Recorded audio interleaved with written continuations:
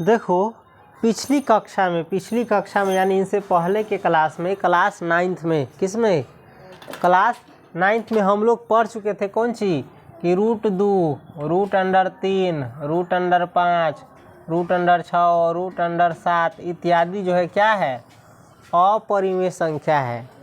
कौन संख्या है, अपरिमेय संख्या। अब इसी को साबित करके दिखाना है। क्या करके दिखाना है, साबित करके दिखाना है, सिद्ध करके दिखाना है कि √2 अपरिमेय संख्या है। तो इसको हम साबित कैसे कर सकते हैं, यदि हम इसे P/Q के रूप में नहीं लिख सकते हैं तो साबित हो जाता है कि ये अपरिमेय संख्या है।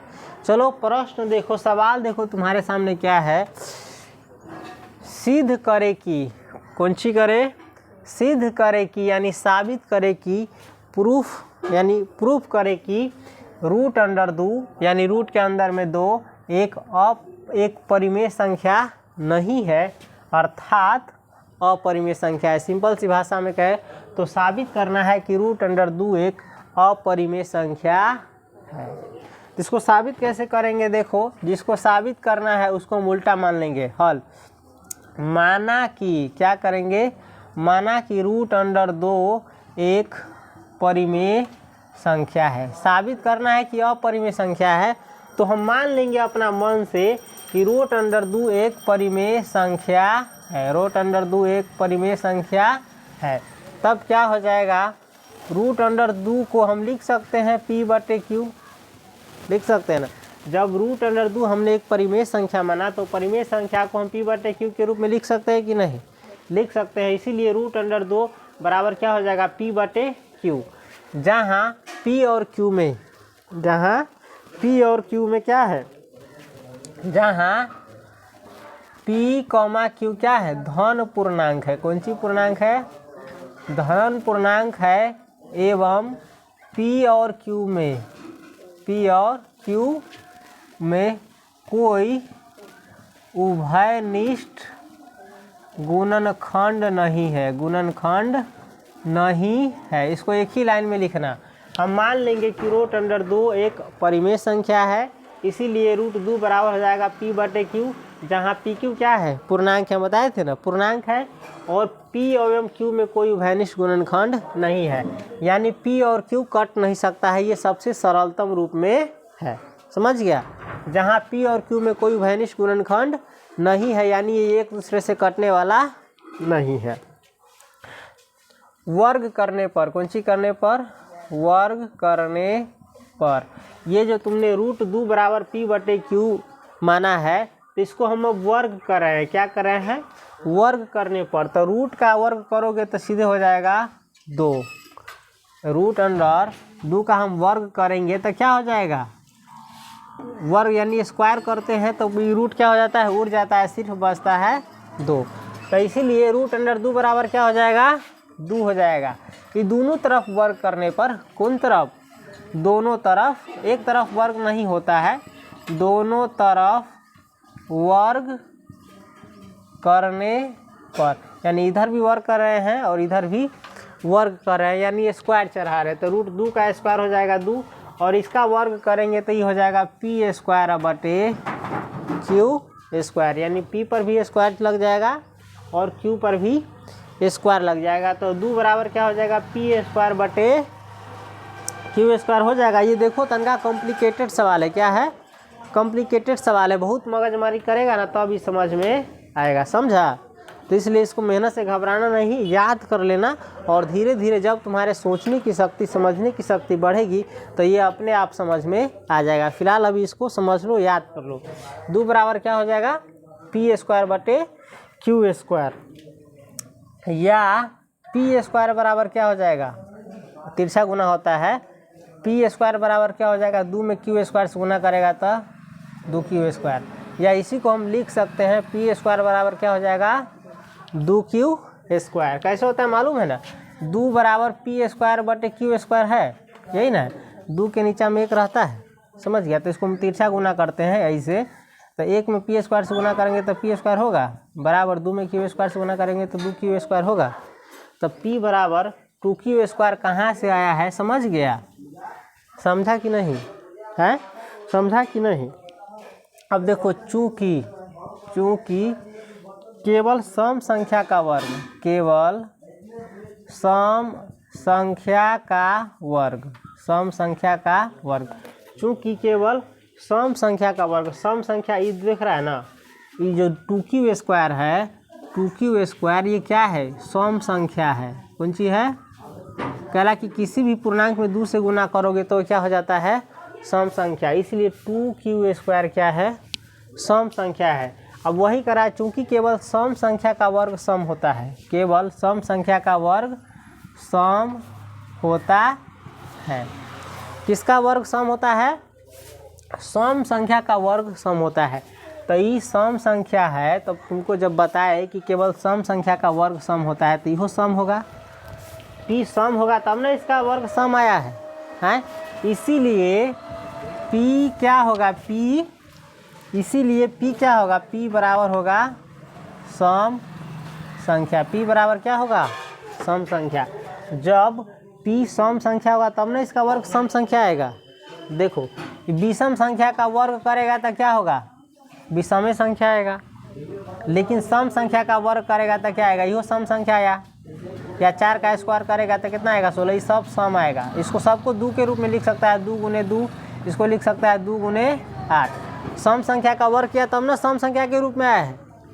तुम हाँ कह रहा है, हम समझ रहे हैं, इतना कॉम्प्लिकेटेड है ना, ये समझना इसको बहुत हार्ड मालूम पड़ता है, बहुत विद्यार्थी को समझ में आने वाला भी नहीं है। हम इसको पहले ही कह चुके थे कि ये जो चैप्टर 1 है, अध्याय 1 है, वो क्या है, खंड 1 है, सो क्या है, हार्ड है। खैर चलो, p बराबर क्या हो जाएगा, सम संख्या, p बराबर यानी ये जो हमने p निकाला है ऊपरी, ये क्या निकल गया है, सम संख्या निकल गया है। माना कि अब, माना कि, फिर से मान रहे हैं, p जब सम संख्या है, p जब सम संख्या है तो सम संख्या का व्यापक रूप क्या होता है, याद है, सम संख्या का व्यापक रूप होता है 2m। इसीलिए p कोई भी सम संख्या है उसको हम इस रूप में लिख सकते हैं। जैसे कोई भी सम संख्या लो, ये 4 है तो इसको हम लिख सकते हैं 2m, यानी 2 गुने 2 के रूप में लिख सके।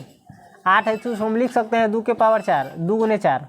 16 को लिख सकते हैं 2 गुने 8, या 10 को लिख सकते हैं 2 गुने 5। सब में 2 आ रहा है।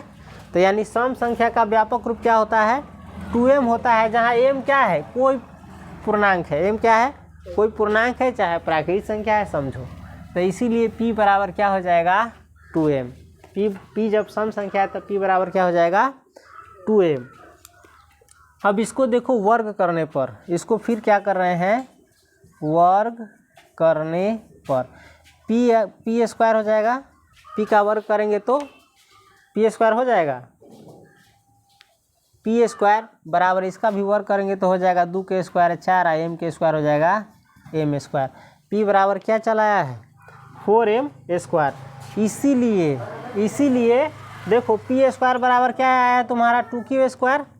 तो हम p स्क्वायर के जगह पर लिख सकते हैं 2q स्क्वायर बराबर 4m स्क्वायर, क्योंकि हमने p सम संख्या निकाल लिया है, तो हम q भी क्या निकाल रहे हैं, सम संख्या।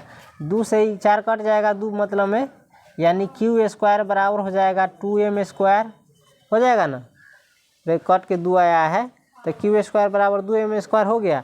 अब देखो फिर से वही नियम लागू होता है, चूँकि केवल सम संख्या का वर्ग ही सम संख्या होता है। ये सम संख्या है, 2 से गुना हो रहा है, 2m के रूप का आ रहा है, तो इसीलिए क्या है, सम संख्या है। तो ये नियम है कि सम संख्या का वर्ग ही सम संख्या होता है, और ये वर्ग है ना, वर्ग है, तो ये भी क्या हो गया, q भी सम संख्या हो गया, बराबर क्या हो गया, सम संख्या। क्या हो गया, सम संख्या। q स्क्वायर बराबर क्या आ गया है, सम संख्या। थोड़ा ही कट जा रहा है, बोर्ड छोटा है, तो q स्क्वायर बराबर क्या आ गया, सम संख्या। इसीलिए जब q स्क्वायर बराबर सम संख्या है तो q बराबर भी क्या हो जाएगा, सम संख्या। q बराबर भी क्या हो जाएगा, सम संख्या। तो इस प्रकार से p भी सम संख्या चला आया है और q भी सम संख्या चला आया है, दोनों क्या चल गया है। इस प्रकार p और q, कौन सी, p और q दोनों सम संख्या हो जाता है, सम संख्या है। कौन संख्या है, सम संख्या है। जब ये दोनों सम संख्या होगा पी और क्यू हो तो इसमें कोई ना कोई उभयनिष्ठ गुणनखंड जरूर होगा, और वो उभयनिष्ठ गुणनखंड क्या होगा? 2 होगा। क्या होगा? जब कोई भी 2 को सम संख्या मान के चली 24 है, आई एगो और संख्या है मान के चल 10 है, तो ये दोनों में कोई ना कोई उभयनिष्ठ गुणनखंड होबे करी। कौन है? 2 से इहो कट जाते या 2 से इहो कट जाते, अर्थात ये दोनों जो है कथी 2 से 12 ना आते या 2 से 5 आते। यार जब दोनों पी और क्यू सम संख्या है तो दोनों में कोई ना कोई उभयनिष्ठ गुणनखंड होबे कर। जबकि हम मान ले रही कि पी और क्यू में कोई उभयनिष्ठ गुणनखंड नहीं है, तो हम जो माने थे क्या आ गया है? उसका उल्टा आ गया है। क्या आ गया है? उल्टा आ गया है। इसलिए पी और क्यू में, इसलिए पी और क्यू में उभयनिष्ठ गुणनखंड सम संख्या में कौन सी? उभयनिष्ठ गुणनखंड 2 अवश्य रहता है, 2 होगा। पी और क्यू में उभयनिष्ठ गुणनखंड क्या होगा? जब दोनों सम संख्या है तो दोनों में 2, क्योंकि 2 से कटता है, सम संख्या किन से कटता है? 2 से। तो पी और क्यू में जब उभयनिष्ठ गुणनखंड दोनों सम संख्या है तो कोई ना कोई उभयनिष्ठ गुणनखंड होती है, वो होती कौन? 2 होगा। जो हमारी मान्यता के क्या है? जो हमारी मान्यता के विपरीत है। मान्यता के क्या है? विपरीत है। देखो जगह नहीं हट रहा है, इसको तुम नीचे लिखना, समझ गया? जो हमारी मान्यता के क्या है? विपरीत है। जो हम माने थे कि पी और क्यू में कोई उभयनिष्ठ गुणनखंड नहीं है, ये मान्यता के क्या हो गया?